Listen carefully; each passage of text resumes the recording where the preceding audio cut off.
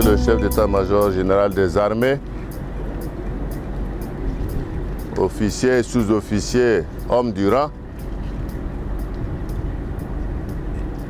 je dois pouvoir dire que c'est un réel plaisir pour moi d'avoir pu faire ce déplacement à Djibo pour vous rencontrer. On dira que c'est quelque chose qui aurait dû être fait depuis longtemps, c'est vrai. Mais comme on le dit aussi, mieux vaut tard que jamais. C'est pour cela que je voudrais avant tout propos vous demander que nous puissions observer une minute de silence pour tous nos valeureux soldats qui se sont battus pour la liberté, pour la démocratie, pour la défense de la patrie. Donc je voudrais que nous puissions observer une minute de silence en leur mémoire.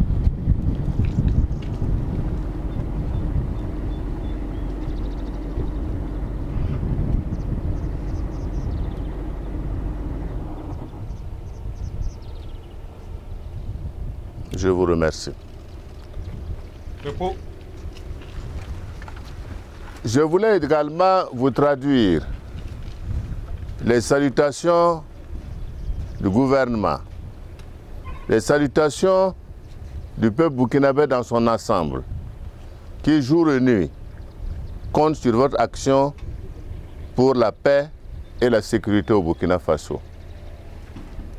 Je voudrais saluer votre courage.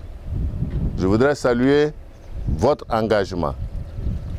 Je voudrais saluer également votre esprit, et je dirais de discipline et de cohésion. Parce que, comme on dit, c'est la discipline et la cohésion qui font la force des armées.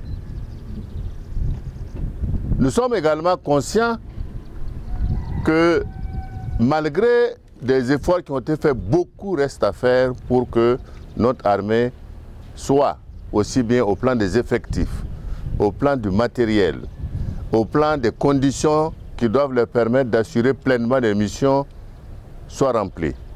Mais je voudrais vous rassurer que j'ai fait une rencontre tout à l'heure avec justement les officiers pour faire le point de la situation. J'ai noté les différentes préoccupations qui sont les vôtres et j'ai pris l'engagement que dès mon retour, nous allons nous occuper à ce que ces préoccupations-là, nous puissions les résoudre parce qu'il est tout à fait normal que ces préoccupations trouvent des solutions pour permettre un engagement encore plus conséquent de nos forces de défense et de sécurité. Je voudrais également dire que le constat que nous avons fait depuis que nous avons enclenché ce combat contre les forces terroristes, c'est que un certain nombre de zones ont été délaissées aujourd'hui où l'armée était positionnée, ont été délaissées.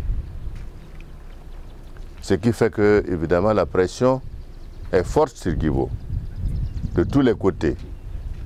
Et je pense qu'il y a une nécessité que nous puissions nous réorganiser pour que ces postes-là soient repris et que nous réinstallons l'armée pour pouvoir nous permettre de soulager et de lever un peu le verrou sur l'ensemble des troupes donc, qui sont à Djibo ici, qui assurent la sécurité donc, de la ville. Je voudrais également dire que toutes les forces de sécurité intérieure qui ont quitté Djibo, nous ferons en sorte qu'ils soient réinstallés encore à Djibo. Parce que je pense que c'est également nécessaire. L'armée, évidemment, s'occupe de la défense des frontières et des territoires, mais également les forces de défense et de sécurité, ceux qui s'occupent de la sécurité intérieure doivent être également présents à Djibo pour assumer leur mission. Et là également, j'ai pris l'engagement que c'est quelque chose que je réglerai en tenant compte qu'il faut donner à chacun les moyens d'assumer la mission sur le terrain de façon efficace. Je pense que ça doit être également quelque chose qui doit être pris en compte. Nous sommes dans une situation de guerre et comme vous le savez, nous avons toujours des discussions qui sont très pertinentes, très vives sur les questions qui peuvent concerner l'action des forces de défense et de sécurité sur le terrain. Je voudrais encore dire que, comme je l'ai dit la dernière fois, autant nous devons éviter les questions qui sont relatives à la stigmatisation, parce qu'une communauté, on ne peut pas par définition dire qu'une communauté est globalement mauvaise, mais nous devons travailler à extirper le mauvais grain de ces communautés-là pour éviter justement de gangréner l'ensemble de la communauté et les relations intercommunautaires entre les gens. De même, je l'ai dit et je le répète, nous devons travailler également à ce qu'on évite les replis identitaires qui consistent également à justifier les actions ignobles également de ces personnes, comme je dirais, infiltrées dans la communauté, qui posent des actes ignobles vis-à-vis de nos concitoyens et vis-à-vis également des forces de défense et de sécurité. Ce n'est que par ce travail fait de deux côtés que nous arriverons à renforcer véritablement les liens entre les communautés de façon générale dans la zone ici, parce que c'est une zone de guerre, mais également au Burkina Faso de façon générale, et cela permettra également de rapprocher la confiance entre les forces de défense et de sécurité et les populations pour lesquelles elles travaillent.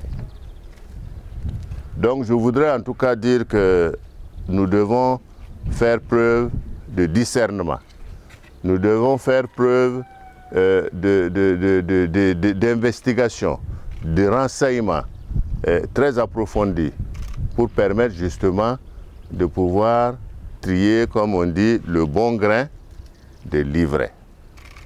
Donc c'est ça qui est l'aspect essentiel. Ce n'est pas toujours facile, on doit le reconnaître, mais c'est un point sur lequel je voudrais en tout cas renforcer votre conviction pour dire que c'est des questions sur lesquelles nous devons continuer à travailler pour le bien-être du Burkina Faso et de notre chère patrie.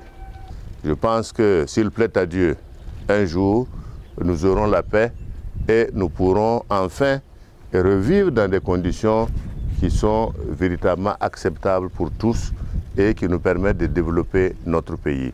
Notre mission, sécuriser, notre mission, permettre aux populations de regagner leurs sites, notre mission, permettre à l'administration de pouvoir regagner les sites qui sont désertés. Et ça, c'est une mission qui est noble, qui est importante, qui nécessite que nous puissions également mettre les moyens qui permettent justement que cette activité puisse se faire.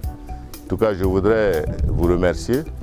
Je voudrais en tout cas, encore une fois, vous féliciter à mon nom propre et au nom du gouvernement et au peuple burkinabé, et en tout cas vous encourager en disant que la victoire nous appartient et que je suis convaincu que le Burkina Faso sortira grandi et renforcé également de cette situation.